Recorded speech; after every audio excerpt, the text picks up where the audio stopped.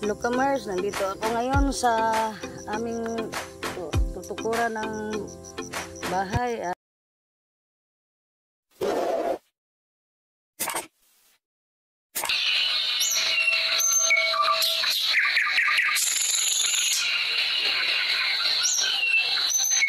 At ngayon magluto po ako ng humba. At ito po, may tubo kung tawagin sa Bisaya. Ito po, yan.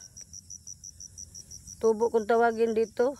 At pamaya po ihalo po namin yan sa humba. Napakasarap po pala ihalo yan sa humba. Tubo kung tawagin dito. At parang mushroom sa English at kabuti sa Tagalog.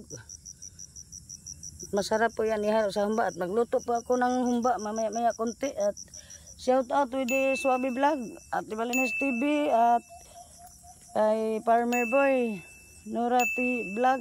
Shout out sa inyo lahat at magandang umaga. Ito po pangunahing pata yan. Gagawin naming humba mamaya. Humba at ito po ang kanyang mga rekado. May sibuyas, may bawang, may dahon ng laurel, may black pepper nga buo. At itong sibuyas dahon rin po. Lalagyan namin mamaya sibuyas dahon pag malapit na maluto. At may baon kami dito nga saging, may kape at asukal, may mga tinapay. At dito sa garapon may ginamos din. At nag-ano ako ng apoy ngayon dahil yun ang ihalo namin sa aming humba mamaya. At mamaya po pag inumpisahan ko na pagluto ang humba. Ito maganda ang panahon ngayon kasi umulan kanina umaga at ngayon wala nang ulan. Medyo maganda ang panahon ngayon. At maya-maya konti po ay linisin ko itong karning baboy at pakuluan ko muna po at itapon ko ang primerong pakulo pagkatapos ko niyan linisin ng mabuti. Ayan. Look-a-mers, lalagyan ko ngayon ng bawang ang tubig. Pakuluin ko muna. At bago ko ilagay ang itong pangunahang pata ng baboy para humba. At ito, lagyan ko muna nito black pepper at baka na yung mga dahon ng laurel. Ayan. Ayan. At lagyan natin ng kunting asin. Ganito ang ginagawa ko pag naghumba ako. Pakulo ako ng tubig at ayan, lagyan ng asin.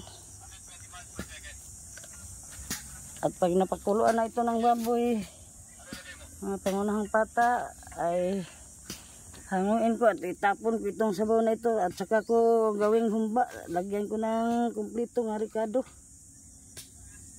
Ganito ako pag naghumba, ganito ang proseso. Pakuluan ko muna para siguradong safe ang mga kumakain bago titimplahan. Kasi mahirap na kung hindi ayusin pag luto. May mga sakit ngayon sa mga baboy. Ito ang mga rekado niya. At may ipapakita ko rin sa inyo pag kumpleto na, ano na ito, yung titimplahan ko na. At lalo na ilalagay rin namin yan. Yan siya, mushroom or kabuti. Ihalo namin yan mamaya. Hugasan ko yan ng mabuti at ibababad ko sa tubig po. Ito pagkulo ito mamaya ilalagay ko ang karne at pakuluan ng mga kahit 15 minutes bago ko lalagyan naman ng panay bagong mga rekado. Katulad ng pati, suka, sibuyas, ahos, sibuyas dahon pag malapit ng maluto. Ayan.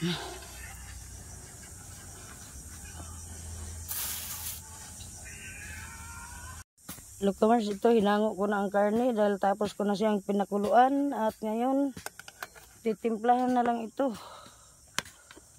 Yan, ilagay natin dyan. Ayan, at lagyan ng timpla.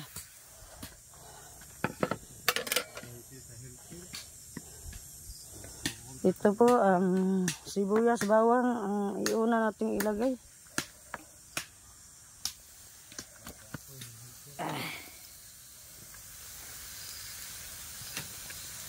Yan, bawang, sibuyas. Oh! Kaya na. Yan. Lagay natin at itong silispada para medyo maanghang. Mas gusto daw nilang medyo maanghang. At dahon ng sibuyas dahon. Mamaya pahuli na. Lagyan natin na. Ha?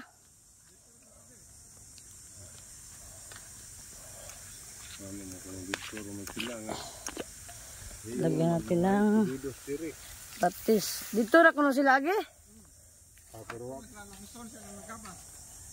Mau gani, mau lagi ganito. Kaya pa gani mag-utong ang sensor na mo na sinyalis mo. Ano? Suka. Nalang ka to kay upan tong 14. Ang snack sa mudaan diha kay mo balik-balik na pud mo. Ha? Ito ko lang tong 14 sa unahon. Inya ra ito lang dito og kuan. Dahon ng laurel. Ha? Ano? Apas. O dos por dos lang.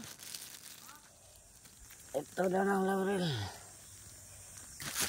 Dos por tres, 14. Napo, niya og dos por tres, 8. Pakuan lang sag mga 20 ka buok.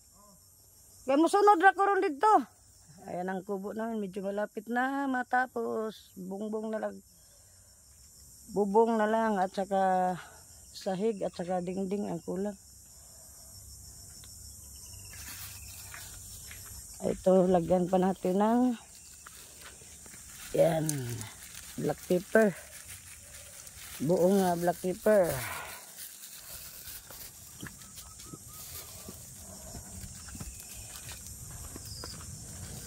Penting.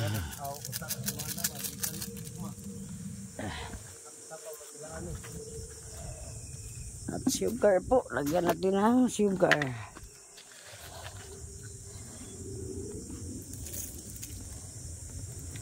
Brown sugar.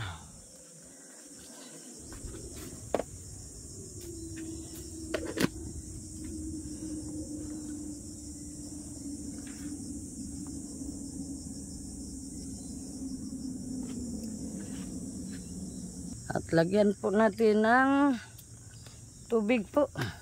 Ayan. Kunti lang muna. At halo-haloin yan natin. Ayan. Ganito po ang humba. Ganito po ako maghumba. Paitusin ko muna yan bago ko lagyan ng sabaw ulit maya-maya. Takpan na natin. At ito ang mamaya po medyo malambot ng karne. Ayan, siling espada at dahon, sibuyas dahon para mas masarap. At yan siya, ihalo ko sa humba mamaya ito. Yan, tanggalin natin yan maya kunti at ibabad ko sa tubig. Hugasan ko ng maraming bisis para luminis. Hello kamars, ilagay ko na itong mushroom sa aming humba. Kakaibang humba po ito kasi may mushroom nga dito lang namin pinitas sa puno ng kahoy. Ayan, nilagay ko na dito sa aming humba. Ayan. Medyo matigas po kasi ang kanyang yung puno nitong yung ganito. Yung ganito medyo matigas kaya ngayon pa lang ilagay na natin kasi medyo malambot ng baboy. At tamang-tama pag naluto ito, yung mushroom ay talagang luto na rin ang baboy. Ayan, tatakpan muna natin. At maya-maya kunti ay ating hahaluin. Ayan. Humba. Pangunahang pata ng baboy ang gihumba namin. At nilagay ko na ang mushroom. At napakasarap po ito. Mamaya pagka naluto na, Kamars. Ayan, kumukulo siya. Tatakpan na natin.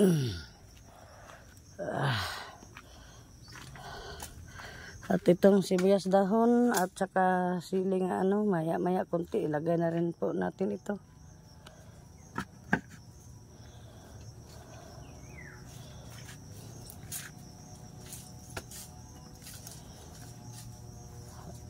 Ay, nandun sila sa baba kasi nagpasinso kami ng malaking kahoy kasi kulang ang mga gamit sa bahay kubo na ito. Marami pang kulang. Ayan. Medyo malaki pang kulang yan. Kaya nagpapalagari kami.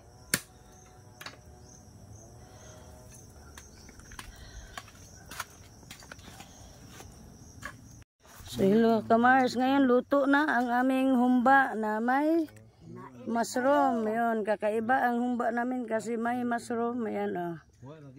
Masarap po itong aming humba. Kasi kakaibang humba po ito. Talagang masarap ito. Yan, lutong-luto na ang aming humba na may mushroom. Ayan. Kakain na kami ngayon. Galing kami doon sa baba. Nag-robing kami doon sa kabilang lupa.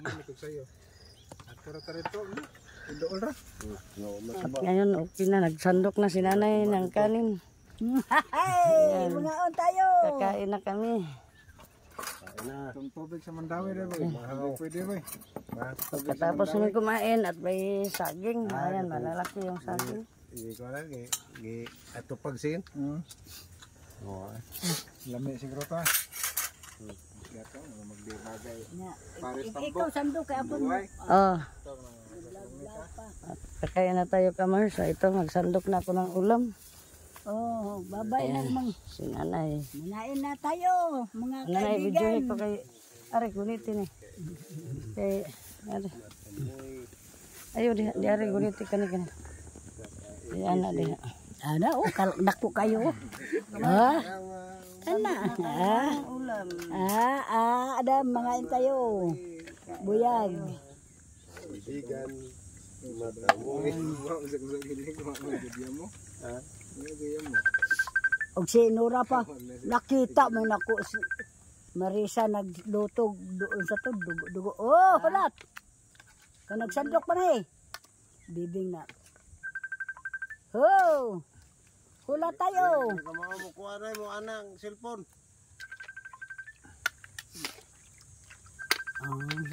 O sa ka busy pag kayo ring nagkuan, sipkok.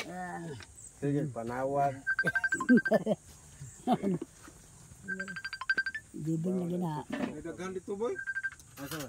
Tubo. Tubo lagi. May daghan dito. Nagsandok pa ako ng humba. Tilawag ka ng tubo.